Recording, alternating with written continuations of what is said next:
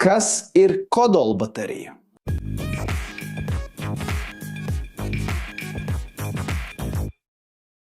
Šodien mēs runāsim par ļoti specifisku un maz zināmu bateriju veidu, kas tomēr nodrošina enerģiju dažām no cilvēces svarīgākajām misijām – kodolbateriju. Vai esi kādreiz aizdomājies, kā kosmiskās zondes, kas jau gadu desmitiem ceļo pa kosmosu, spēj darboties tik tālu no Saules? Lai saprastu, kas ir kodolbaterija, mums vispirms jāizprot pamatjēdziens, uz kuru tā balstās – radioaktīvais sabrukums. Tu noteikti esi dzirdējis par radiāciju, vai ne? Radiācija izstaro nestabili elementi, kas cenšas kļūt stabilāki. Kad atomu kodols ir nestabils, tas spontāni izstaro daļiņas un enerģiju, lai sasniegtu stabilāku konfigurāciju. Šo procesu sauc par radioaktīvo sabrukšanu, jeb kodolsabrukšanu. Kad tas notiek, elements bieži pārvēršas citā elementā, jo kodols šajā procesā var zaudēt protonus. Bet kāds tam sakars ar bateriju?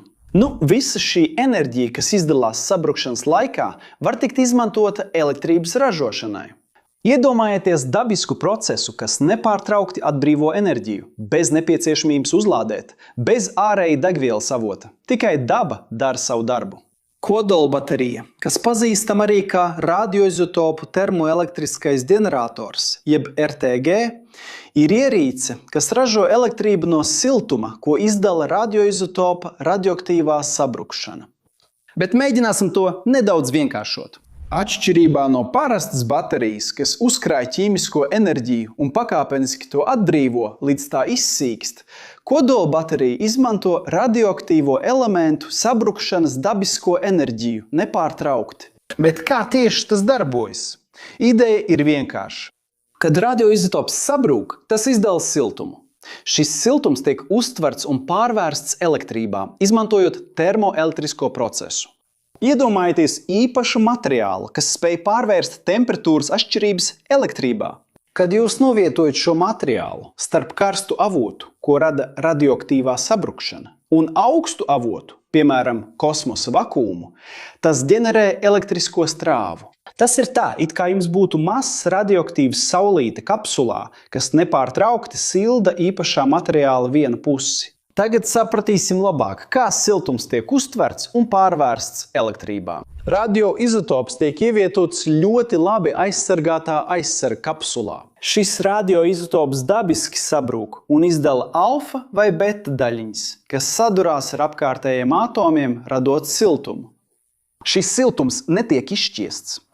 To uztver materiāls, ko sauc par termopāri, jeb termoelektrisko elementu.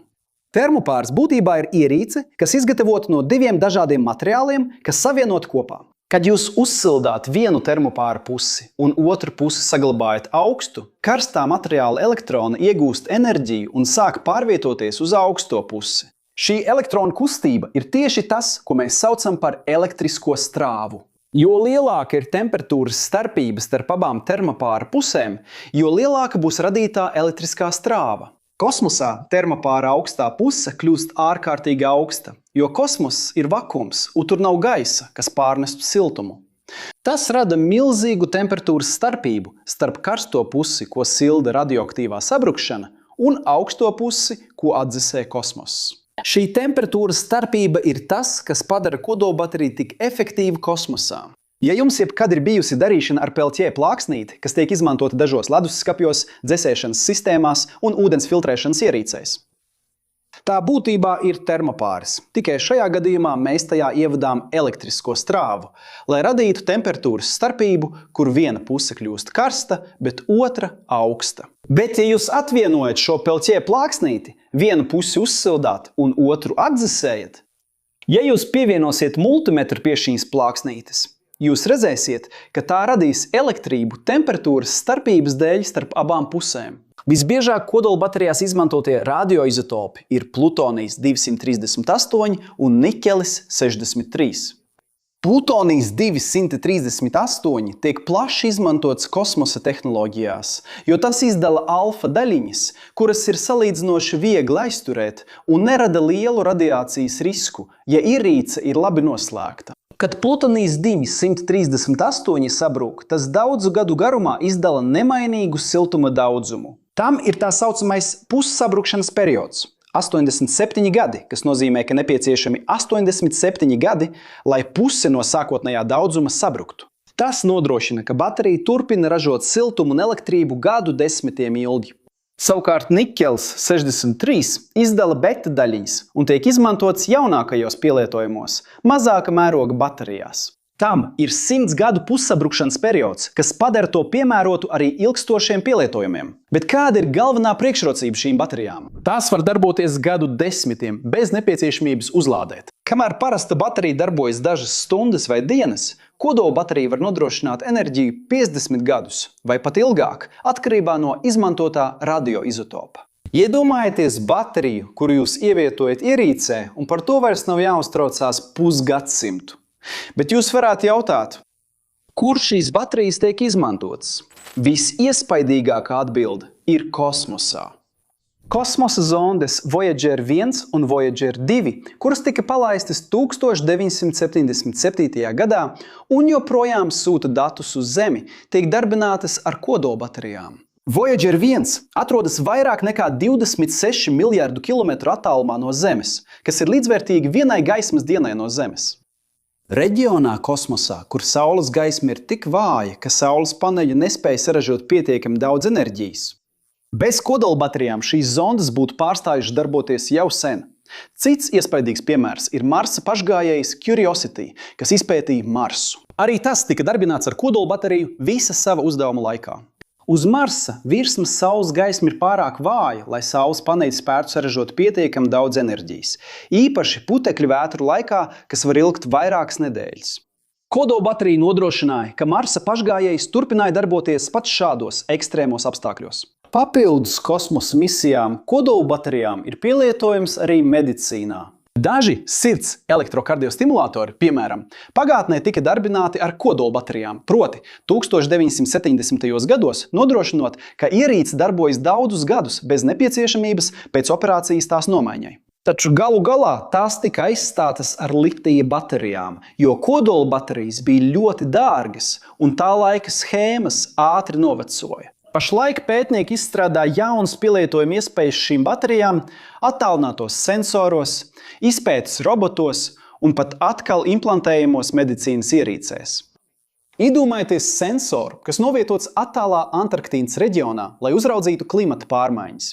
Šim sensoram jādarbojas gadiem ilgi bez apkalpošanas, vidē, kur nav iespējams regulāri nomainīt baterijas, un kodola baterija būtu ideāli piemērota šim pielietojumam.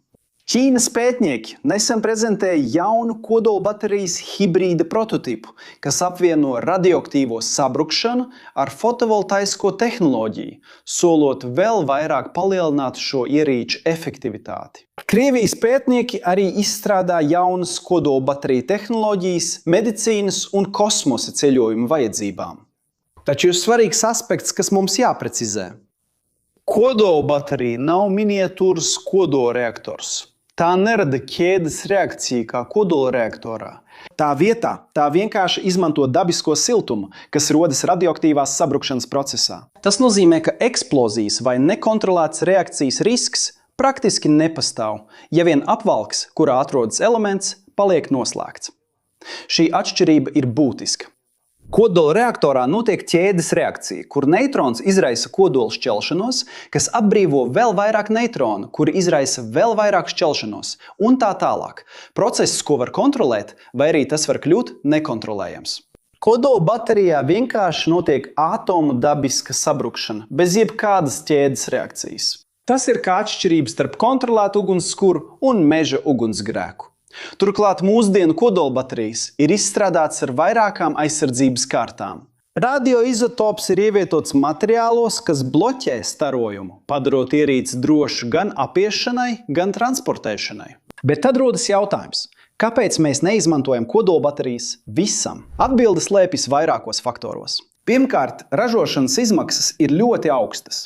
Kodola baterija maksā $10 000, kamēr parasta baterija maksā tikai dažus dolārus. Otrkārt, pastāv stingri noteikumi par radioaktīvo materiālu pārvadāšanu un izmantošanu. Treškārt, Lielākajai daļai sauszemes pielietojumu citas enerģijas avoti ir praktiskāki un pieejamāki.